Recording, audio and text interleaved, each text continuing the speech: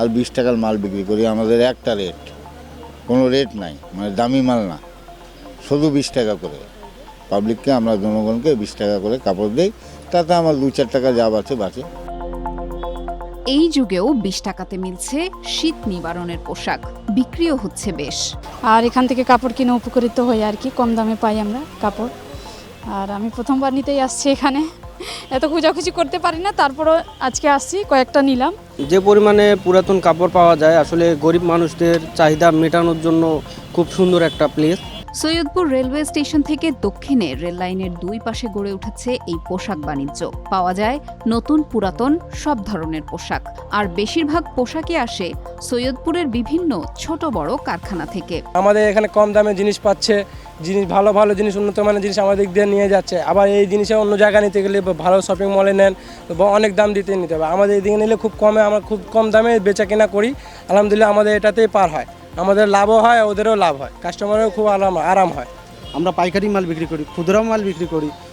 অনেক হকাররা আসে এখান থেকে আমাদের কম দামে নিয়ে যায়। প্লাজায় মার্কেটে আপনার যে মাল পাবেন, আমরা সেই মাল এখানে, যেটা মাল পাবেন 500 টাকা, আমরা এখানে 150 টাকা 200 টাকা বিক্রি করতেছি। গরিব মানুষ তো ভাই আর প্লাজা যে 500 টাকা দিয়ে নিবে না ওগুলা জিনিস, বুঝলেন নাই? ওই মাল আমরা এখানে এমনও আছে যে 50 টাকায় দিচ্ছি, যেই মাল আপনি 100 টাকা 150 টাকা বাচ্চার মাল পাবেন। অস্থায়ীভাবে গড়ে ওঠা এইসব পুরনো কাপড় বা শীত বস্ত্রের বাজারে কোনো কোনো দোকানে একদর 20 টাকাতেও মিলছে পোশাক। আবার কোনো কোনো দোকানে শীতের পোশাক মিলছে 50 থেকে 100 টাকায়। এখানে সর্বনিম্ন 10 টাকা থেকে 1000 টাকা পর্যন্ত কাপড় চোপড় পাওয়া যায়। আমাদের কাছে 50, 100, 500, 1000 বিভিন্ন রকমের আমরা জিনিস দিতে পারি। কম্বল অথবা দেখা গেল সোয়েটার 20 টাকা 10 টাকা, হ্যাঁ 50 টাকা 200, 500 সব ধরনের জিনিস আমরা আর কি দিতে পারি। মার্কেট মনে হয় যে আর মানুষের দেওয়া লাগে না, গরিব মানুষও নিতে পারে, হ্যাঁ ভালো মন্দ সবাই নিতে পারে।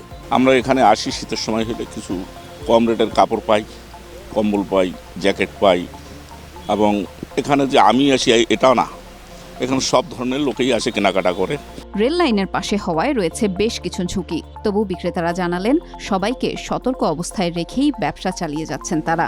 হাঁটা চলা যখন করে তখন ট্রেন আসলে আমরা সরাই দেই মানুষকে, আমরা নিজেও সরে যাই। হকার মাসে যদি হয় তো আমাদের বিভিন্ন ধরনের যেভাবে বন্ধ করে দিচ্ছে হঠাৎ আমাদের বন্ধ করতে হবে না। আমরা সকাল থেকে সন্ধ্যা পর্যন্ত যখন পর্যন্ত পাবো থাকতে পারি, ঠিক আছে না? আমাদের বিভিন্ন ধরনের ট্যাক্স ম্যাক্স এগুলা ভরতে হবে না, ঠিক আছে না? তো আমাদের আমরা একটু লাভ বেশি অর্জন করতে পারবো। মাঝে মধ্যেই উচ্ছেদ অভিযান চালায় রেল কর্তৃপক্ষ। এ থেকে রক্ষায় নির্দিষ্ট স্থানে হকার্স মার্কেট গড়ে তোলার দাবি ব্যবসায়ীদের।